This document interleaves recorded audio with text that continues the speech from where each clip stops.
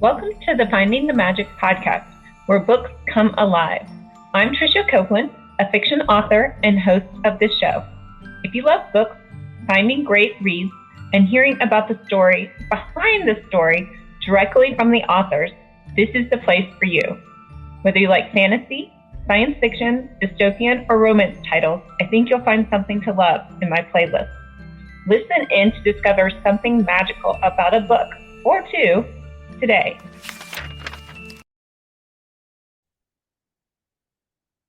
Welcome, Jake. Hi, thank you for having me. Well, thank you for being here. Today we have Jake Lynch. He recently published your first book, right? Yeah, I published it in like December of 2023. So like still kind of like 6 months ago, but like time goes by really fast, you know? It's like, wow, that just happened. And I'm like, oh, it's June already. All right. So I got a little bit of your story, but take us back to the beginning. What made you become an author? Yeah, so my origin story is kind of unique because there's a lot of background and context to this question. So I grew up as a kid who didn't read that much. And I was not a huge fan of like English in high school, of like, oh, reading Catcher in the Rye and all these books. I was not a big fan of them. So being an author was, I would say, the last thing I imagined I would become. And so uh fast forward to my sophomore year in college. I had just finished my first semester and it was a very stressful time. And near the end of the semester, I got this impression to write a book about a janitor because, like, over the previous summer, I had encountered a janitor on a train and he was a very kind man to me. And so this impression didn't go away. And I think to myself, okay, I need to pray about this because it's not going away. It's not like an anxious idea or anything. So I'm like, okay, I should pray about this. And so I take a quiet time. I pray for like 5 minutes in silence, and then I open up my Bible and I read in the book of Isaiah, which was kind of unique because if you haven't read the Bible, the book of Isaiah is in the Old Testament, and when I read the Bible, I read chronologically. I was in the New Testament prior. I had actually gotten a second impression to read the book of Isaiah specifically shortly before that. And so I flip open to where I was at in the book of Isaiah, and I'm like, God, do you want me to write a book? I open up Isaiah, and the first thing that I read was Isaiah chapter 30, verse 8, which says, write these words down, write it in a book. And I'm That like, is, yeah. okay, you can't get clearer than that.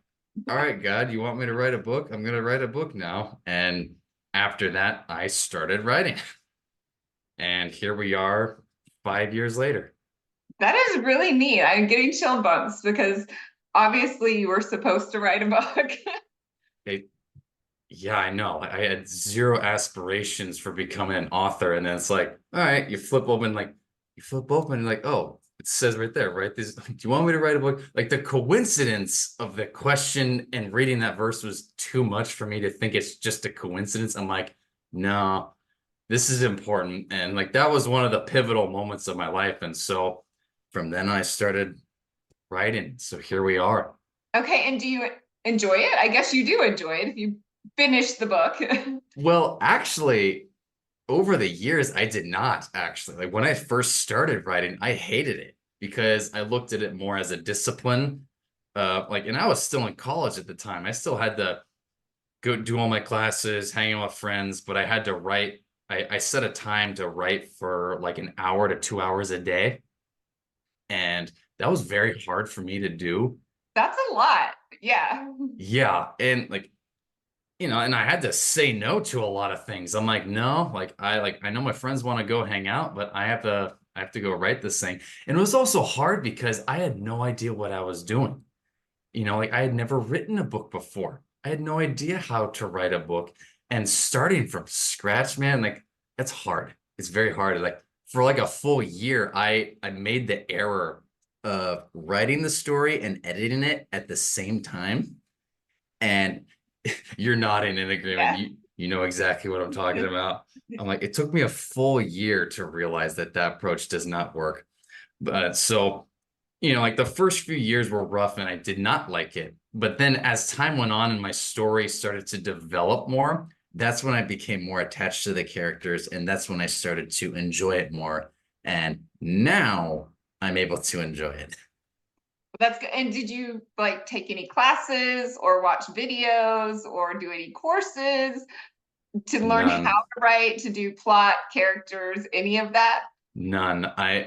I should have done my homework before I started doing this. That would have saved me a lot of time. I had to learn it all from scratch. Eventually, after a couple years of writing in circles and not getting anywhere, I, decided to do some homework and read a couple books on how to write a book. So I read Stephen King's memoir called On Writing, and then another book, I forgot the name of it. It was like How to Write a Book or something. And it was like that taught me like, plotters and pantsers, like people who like what your writing style is. The problem was for me, I'm like, I don't know what my writing style is. And it was hard because I experimented with each method over the years. And I'm like, am I more of a plotter or am I more of a pantser?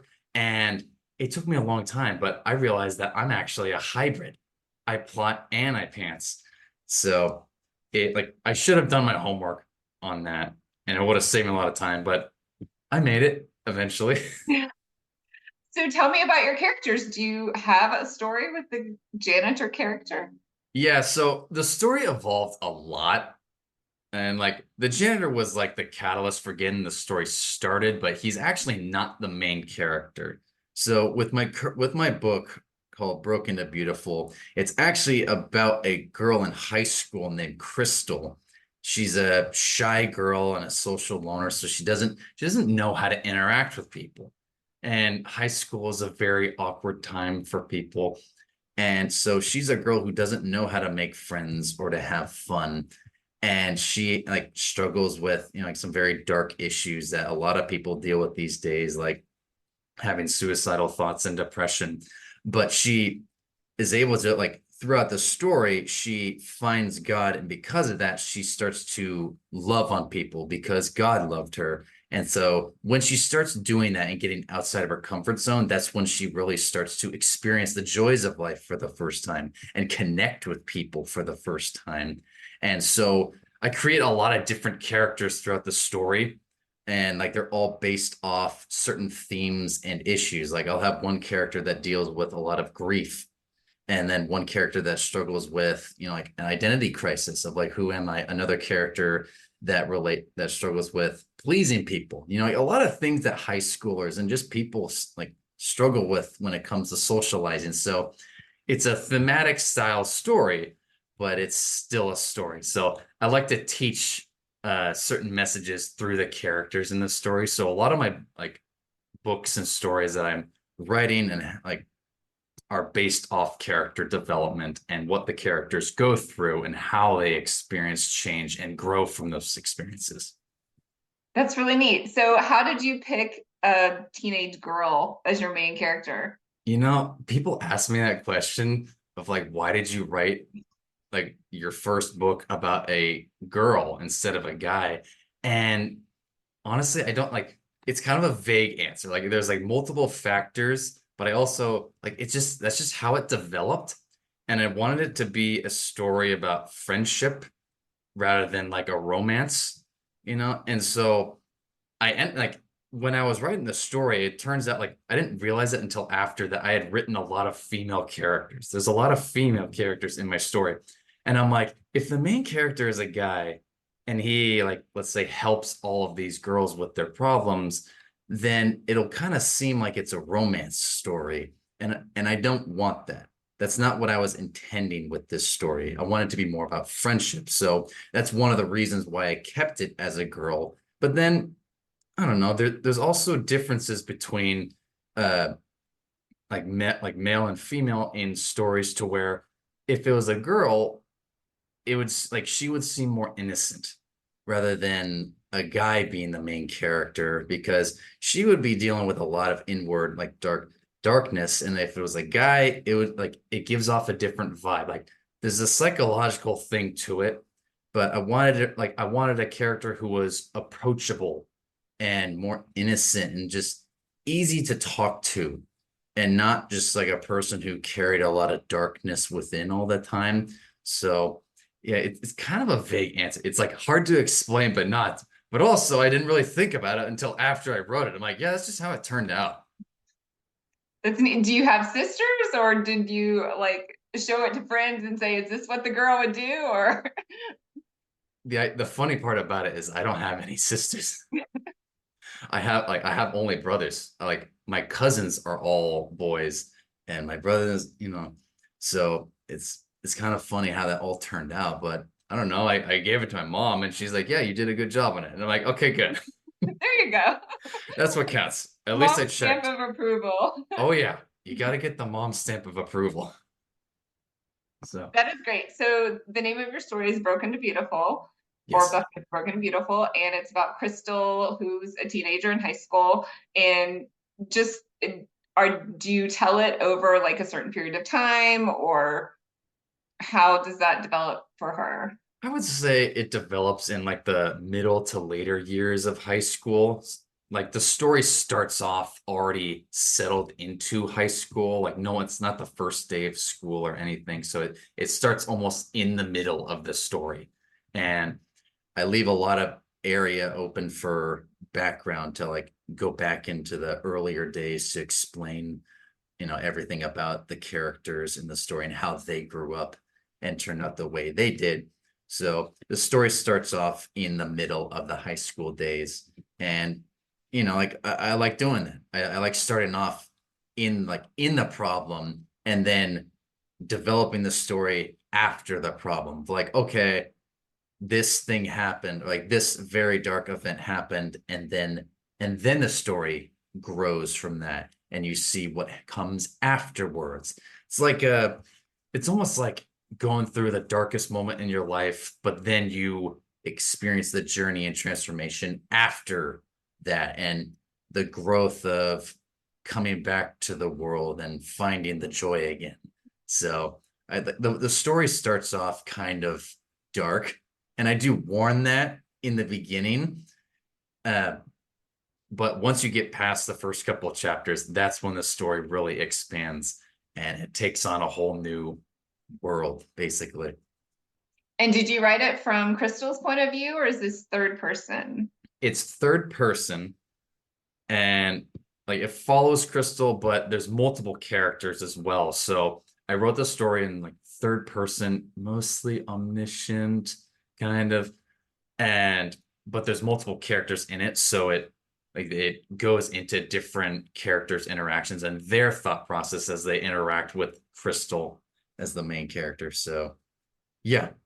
Right. So you can get all those different viewpoints and get other characters' experiences as well. Exactly.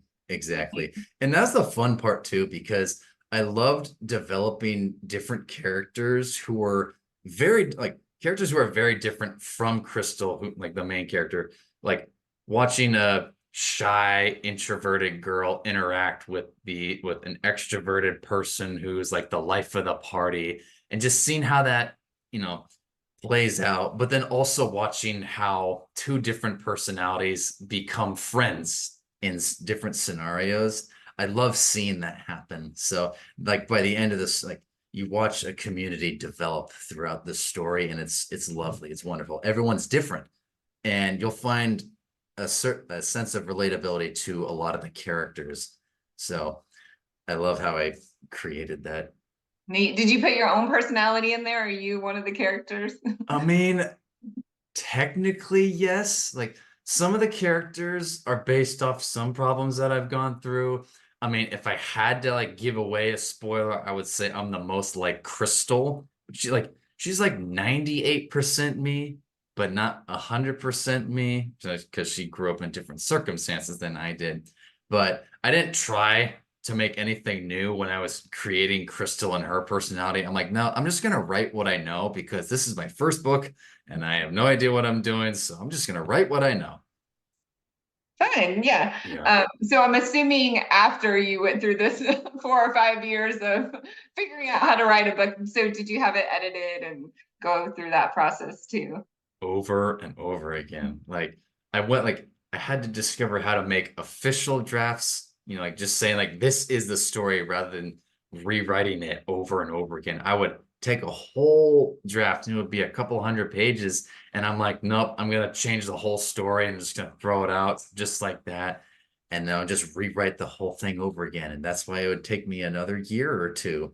Wow. So I had to hire a couple editors too. I hired one gal through Upwork, and then she had to back out of the agreement because she got diagnosed with a health problem. And I'm like, oh, okay, I'm sorry.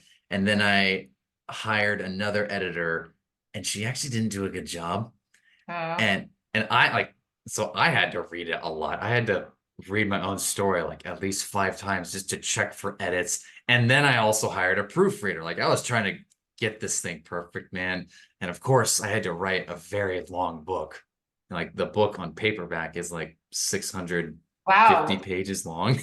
Wow. I know. That's why it took me 5 years. I wasn't writing just a short 100 page or 200 page novel. I'm like, no, I had to go and write a book that had 242,000 words in it.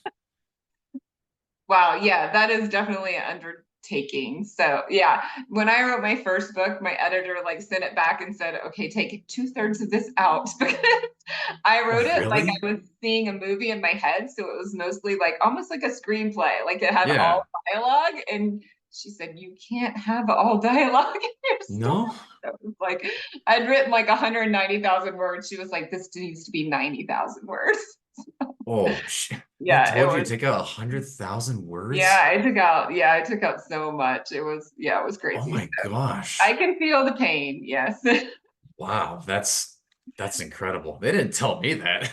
They just read it and said, "Nope, it's good." And I'm like, "Okay, great." You must have had the right mix then. I don't know about that. I don't know.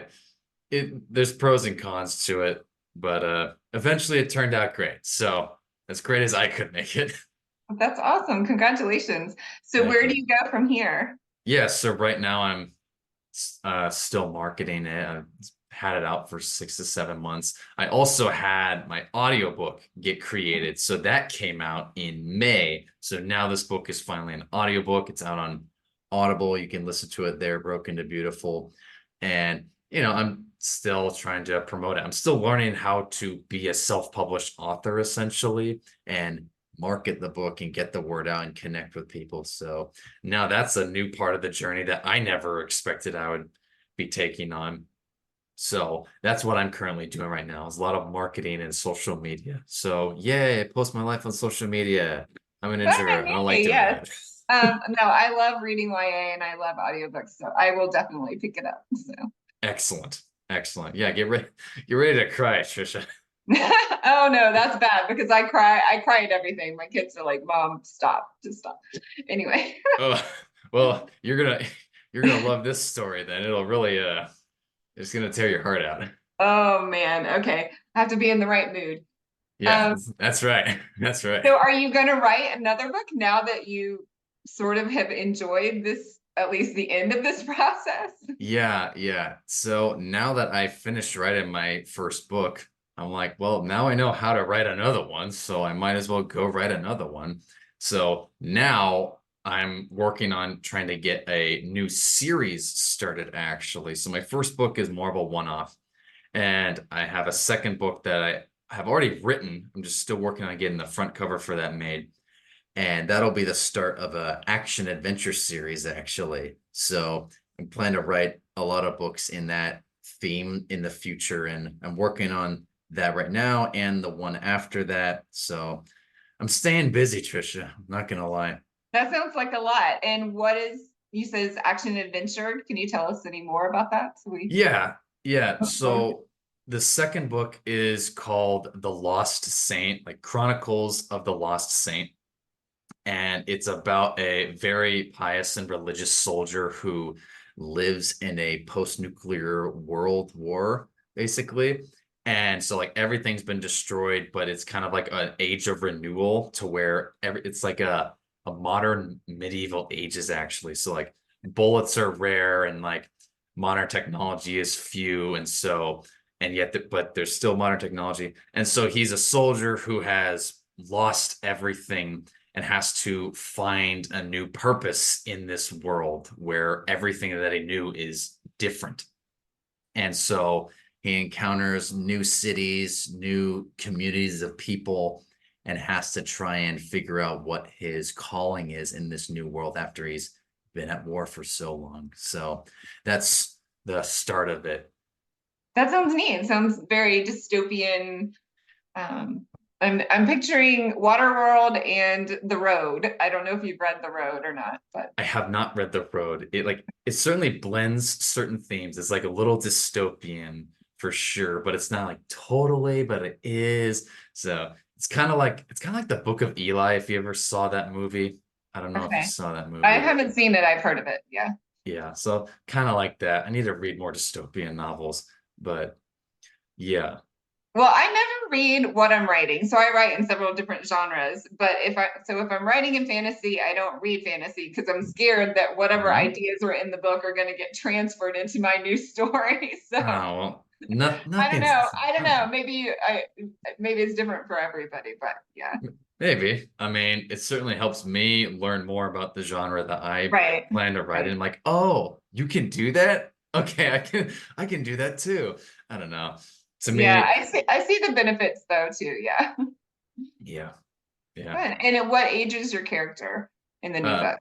in the new book, I don't really give his age. I kind of keep him as like mysterious a little bit. Like he's like like I don't know, like a middle-aged to younger type man. He's not a guy in his 20s. He's like some guy in his maybe his 30s to 40s, but I keep his age a mystery just because I don't want to deal with plot on that one and expand the story. Right, right. Neat. Fun. Well, Yeah. tell us where, I mean, you've said a little bit about where we can find you, but tell us where we can find you on all the major channels. All the major channels. Yes. You can find me on my website at authorjakelynch.com. That's Lynch, Lynch. And you can find me at my Instagram, which is Author Jake Lynch. And that's usually where you can find me and get in touch with me. So if you have any questions, you can go there. My book, Broken to Beautiful, is on Amazon. So just look for the picture of the butterfly with broken glass on it. Like that's where you'll find it. And it's also on Audible. So those are the two main areas that you can find me. Okay. And for my last question, this is my favorite question to ask authors.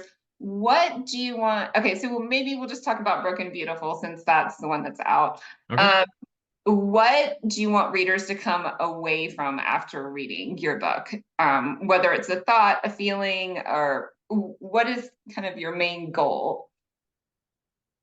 My main goal would be for people to think differently about how they look at the world.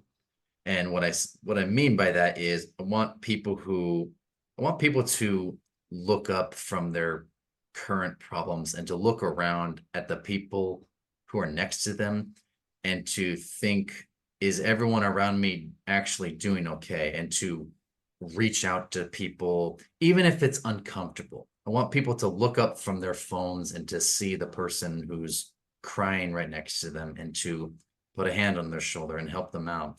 I want people to think differently about what they think about life and how they look at the world, and to know that there is hope for us, that even though this world can be dark and hard, there is hope, there is love, there is a reason to breathe. And that's what I want people to take away from this. I want them to be changed and to think, oh, it's not all about me. I need to start looking at the people around me and caring for them because we're all in this together. That's really neat. That's really poignant and strong. I know for me, I experienced some mental health problems. I was anorexic as a young adult. And when you Oh, get in that space, you're just very closed off. Like you're only focused on, surviving to the next day, the next hour, like the depression. And you just get very closed and very like, you're just shut everything else out. And I yeah. remember being out of that and feeling like, and while I was in it, I felt like I couldn't talk to anyone else or I couldn't share what I was going through.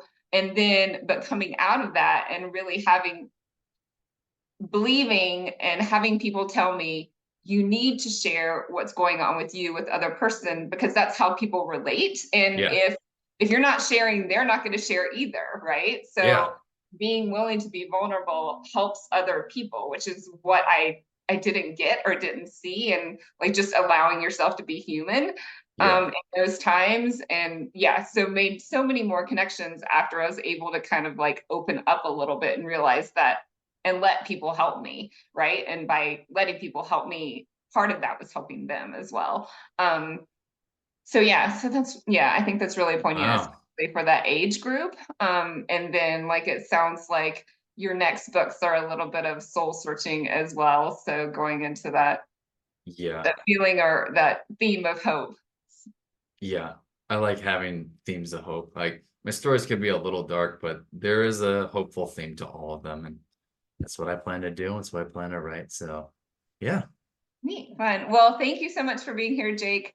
Thanks Jake for having Lynch, me. author, and we will hopefully get you back on to hear about your next book release. Can't wait. Yeah, this will be great. Thanks. Bye. Bye. I hope you enjoyed this episode of the Finding the Magic podcast.